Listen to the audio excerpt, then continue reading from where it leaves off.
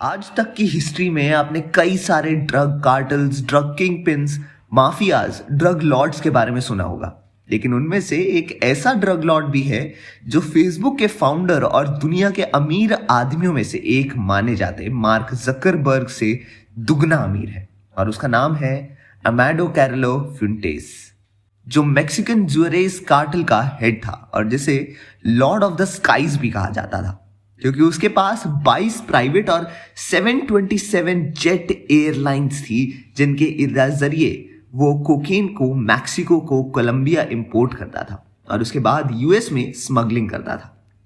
फ्यूंटेस की net value $25 billion की है और डीईए का कहना है कि वो अपने एरा का सबसे पावरफुल ड्रग ट्रैफिकर था। कैरिलो एंस्टो फोनेस्का कैरिलो, जिसे डॉन नेटो के नाम से जाना जाता था और जो गुदालाल जारा कार्टेल का लीडर था, उसका नेफ्यू था और उसका 11 भाई थे। और कैरिलो ने अपने ड्रग बिजनेस अपने अंकल के अंडर रहकर ही शुरू किया। उसे कोकीन शिपमेंट्स के लिए ओवरसीज भेजा गया था, जहां उसने बॉर्डर के बारे में काफी कुछ सीखा और उसकी मुलाकात पाब्लो एस्कोबार और उसके कैली कार्टेल से हुई थी और उन दोनों के साथ काम करने का उसका फैसला था। और उसके बाद उसने एल चापो के साथ भी काम किया, जो भी एक बड़ा ड्रग लॉर्ड था, और फनेस्का का नाम ड्रग और अंडरवर्ल्ड की दुनिया में काफी बड़ा था, इसलिए हर छोटा और बड़ा माफिया उसके साथ काम करना चाहता था। फनेस्का ने अपने क्रिमिनल करियर के दौरान $multi-billion का ड्रग एम्पायर खड़ा किया था।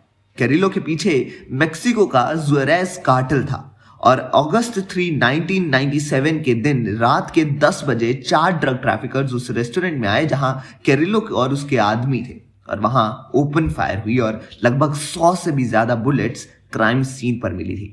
और इस शूटआउट के दौरान काफी खून खराबा हुआ था, लेकिन ऐसा कहा जाता है कि वो कैरिलो को मारने के लिए नहीं बल्कि कौन सबसे बड़ा कार्टेल है उसके लिए हुआ था। यूएस और मैक्सिकन अथॉरिटीज के काफी सारे ऑफिशियल्स को फनेस्का ने खरीद लिया था, और उससे भी बड़ी बात तो ये थी कि लॉर्ड कैरिलो ओलिया, जो फनेस्का का खास था, वो वहां का गवर्नर था। लेकिन कुछ वक्त बाद लोग उसके खिलाफ हो गए और उसकी क्रिमिनल एक्टिविटीज का सबको पता चला और अरेस्ट किया गया। और उसके बाद अमाडो कैरिलो फ्यूंटेस पर खतरा और बढ़ गया और उसने पकड़े ना जाने के लिए अपना अपीयरेंस बदलने का सोचा, और उसने 1997 में मेक्सिको सिटी के Santa Monica hospital facial plastic surgery और एब्डोमिनल सर्जरी कराई। लेकिन उसकी ऑपरेशन के दौरान ही मौत हो गई, क्योंकि उसका ऑपरेशन काफी कॉम्प्लिकेशंस वाला था।